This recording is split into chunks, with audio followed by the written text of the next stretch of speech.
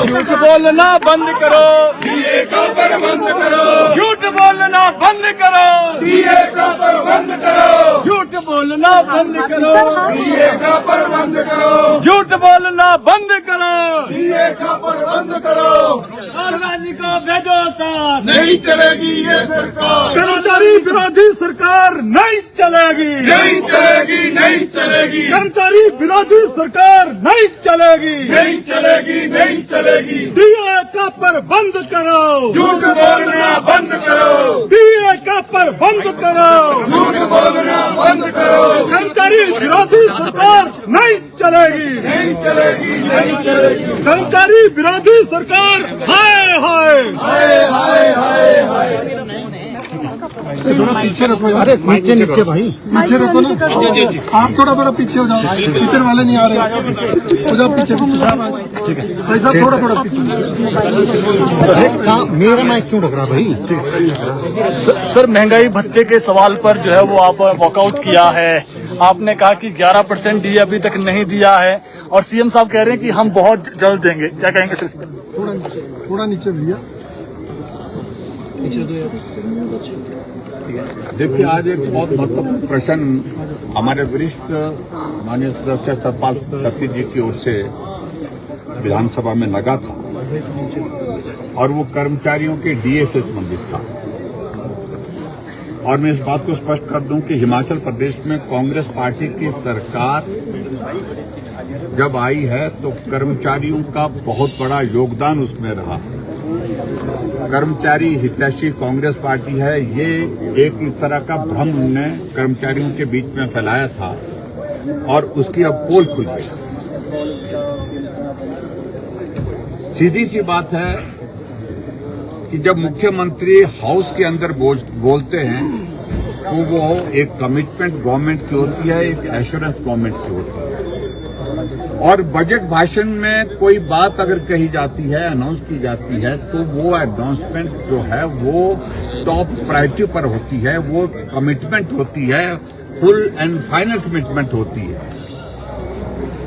अब की बार बजट प्रस्तुत करते हुए मुख्यमंत्री जी ने कहा था कि मई के महीने में डीए की किस्त जारी कर दी जाएगी, लेकिन मई बीत गया, जून बीत गया, जुलाई बीत गया और अगस्त जो है ये भी बीत गया।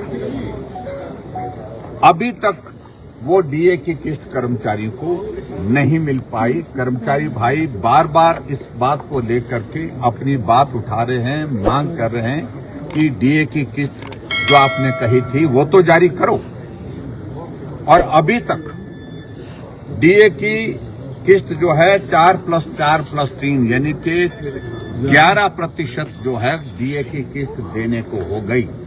अगर उसको अमाउंट की शेप में अगर हम कहें, लगभग 2000 करोड़ रुपए से ज्यादा की लायबिलिटी कर्मचारियों की डीए की ही बन गई है और वर्तमान सरकार अभी तक उसमें दे नहीं पाई।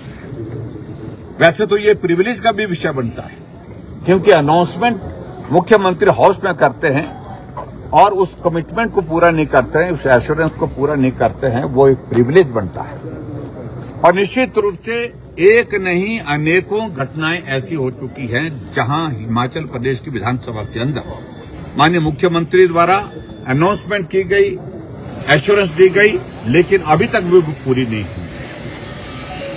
लेकिन आज जब इस विषय को लेकर के हमने सप्लीमेंट्री मांगी, 2 सप्लीमेंट्री के बाद तीसरी सप्लीमेंट्री देने के लिए विधानसभा के अध्यक्ष महोदय तैयार नहीं थे। मुझे कोई वाजिब कारण नहीं लगता था और खासतौर से विपक्ष के नेता होने के नाते मुझे जब सप्लीमेंट्री देने के लिए कहा गया तो मुख्यमंत्री का जवाब राजनीतिक दृष्टि से सामने से आया।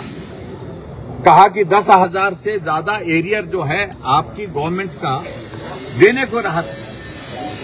क्या उनको अच्छी तरह से इस बात की भी जानकारी है कि जब वीरभद्र सिंह जी हिमाचल प्रदेश में सरकार छोड़ के गए थे, कांग्रेस की सरकार के बाद जब भारतीय जनता पार्टी की सरकार हिमाचल प्रदेश में बनी थी, उस वक्त भी एरियर इससे कम नहीं था, इससे ज्यादा ही था। और वो एरियर अगर क्लियर किया है वो भारतीय जनता पार्टी की सरकार ने, अगर हमारी सरकार के दौरान अगर एरियर बचा है, वो हमेशा बचता है, तो अगली सरकार की वो जिम्मेवारी बनती है जो सरकार सत्ता में आती है। तो जिम्मेवारी सुख की सरकार, व्यवस्था परिवर्तन की सरकार की थी, जो जिम्मेवारी उन्होंने नहीं निभाई। इसलिए आज जब हम इस बात को लेकर के जब मुख्यमंत्री राजनीतिक प्रश्न के मतलब राजनीतिक उत्तर दे रहे थे सारी चीज का, हमने कहा ये उत्तर नहीं हो सकता है। आप पहले यही बताइए कि जो आपने बजट अनाउंसमेंट की थी वो कब तक पूरा कर रहे हैं? हम आने वाले समय में करेंगे, जब आने वाले समय में करेंगे, तो ये कोई उत्तर नहीं बनता है। आर्थिक स्थिति जब ठीक होगी, और आर्थिक स्थिति ठीक होने की संभावना अभी तक कई वर्षों तक नहीं है, और वर्तमान सरकार के कार्यकाल में तो बिल्कुल भी नहीं है। ऐसी सूरत में क्या ये मान करके चले कर्मचारी कि आर्थिक स्थिति इस सरकार में ठीक नहीं होगी, इसलिए डीए की किस्त जो है नहीं मिलेगी? तो ये बात आज जब हमने पूछी तो उसका उत्तर उन्होंने जब नहीं दिया, और खासतौर से जब आर्थिक स्थिति के लिए हमको जिम्मेवार ठहराते हैं, उनको इस बात को समझना चाहिए कि रेवेन्यू डेफिसिट ग्रांट का जिक्र कर रहे थे। रेवेन्यू डेफिसिट ग्रांट जो है फाइनेंस कमीशन ने, ऐसा नहीं है कि लास्ट में अनाउंस की थी, पहले अनाउंस की हुई थी, और वो हर साल टेपर डाउन होनी थी, कम होनी थी। अपनी कमिटमेंट, अपने वादे, अपनी घोषणाएं उसके हिसाब से इनको करनी चाहिए थी। ये सदन के सदस्य थे जो वर्तमान में मुख्यमंत्री हैं, उस वक्त विपक्ष में थे, तो उस वक्त इनको इस बात को समझना चाहिए था। लेकिन हमारा कहने का मतलब यही है कि जो कमिटमेंट की थी, जो घोषणा की थी, जो एश्योरेंस दी थी, उस एश्योरेंस को कब तक पूरा करेंगे, इसका कोई जवाब उनकी ओर से जब नहीं मिला, तो ऐसी सूरत में जो कहा बार बार की जब स्थिति सुधरेगी, स्थिति तो सुधरेगी नहीं, तो इसका मतलब है कि इस सरकार के कार्यकाल में डीए की किस्त जारी नहीं होगी। और ऐसी स्थिति में कर्मचारियों के हित को ध्यान में रखते हुए हम सदन से वॉकआउट करेंगे।